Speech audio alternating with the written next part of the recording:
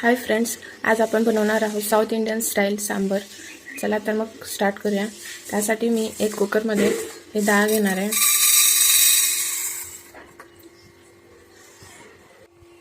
हे बघा, ह्यात एक वाटी मी तुरीची डाळ घेतलेली आहे आणि अर्धी वाटी मसुरीची डाळ घेतलेली आहे। ह्यात पाणी घातलेलं आहे आणि थोडीशी हळद घालूया आणि याला झाकण लावून 3 शिट्ट्या काढून घेऊया।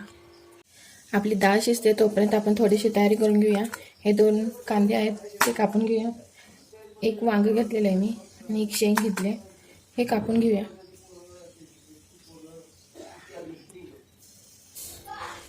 हे बघा फ्रेंड्स, आपली डाळ शिजते तोपर्यंत आपण फोडणी टाकून घेऊया। त्यासाठी मी गॅस ऑन केला आहे, कढईत तेल टाकलेलं आहे। तेल आपलं कडलेलं आहे तर आपण त्यात मोहरी टाकून घेऊया। मोहरी अशी छान अशी तडतडली की त्यात थोडीशी मिरची टाकून घेऊया, लाल मिरची। त्यानंतर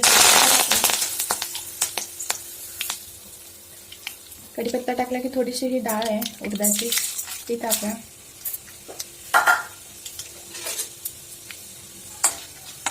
हे छान असं हे परतलं की त्यात मी हे शेंगा कट केल्यात शेवग्याच्या त्या टाकल्यात। हे बटाटे,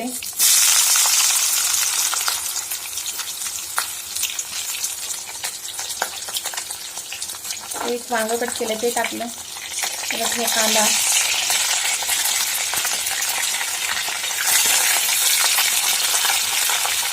हे छान असं परतून घेऊया। हे बघा फ्रेंड्स, आपलं छान असं हे फ्राय झालेलं आहे। कांदा पण छान फ्राय झालेला आहे। त्यात आपण हे अद्रक आणि लसूण बारीक केलेले आहेत ते घालूया। याला पण छान असं मिक्स करून घेऊया। त्यानंतर थोडीशी हळद घालूया, लाल तिखट घालूया,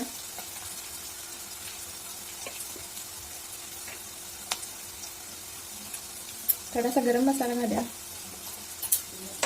आणि याला परतून घेऊया आपण। त्यानंतर ह्यात टोमॅटो घालूया,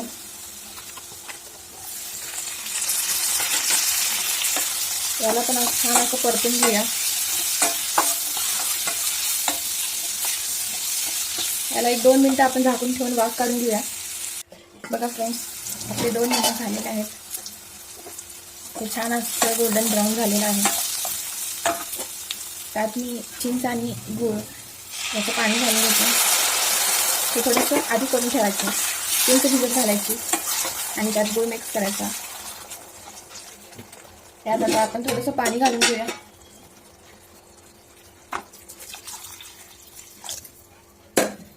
याला एक उकळी येईपर्यंत शिजवून घेऊया आपण। हे बघा फ्रेंड्स, आपली डाळ छान अशी शिजलेली आहे। यात थोडंसं पाणी घालूया आपण आणि कन्सिस्टन्सी ॲडजस्ट करूया। जास्त हे पातळ नाही करायचं। हे बघा, हे असं। चला तर आता हे आपण त्यात मिक्स करूया। हे बघा, छान असं हे शिजलेलं आहे तर आपण ह्यात हे शिजलेली डाळ मिक्स करूया।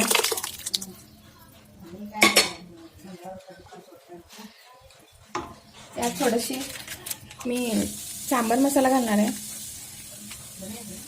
1 चमचा सांबर मसाला घालणार आहे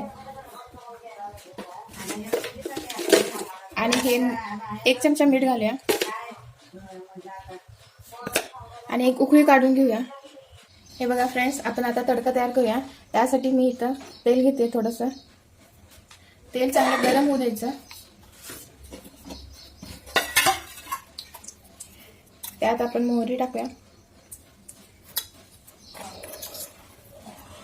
थोडेसे जिरे टाकूया,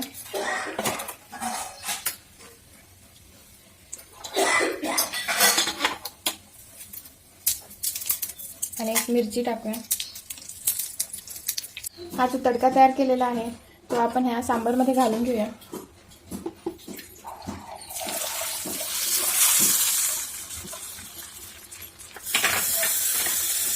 आपलं सांबार रेडी आहे।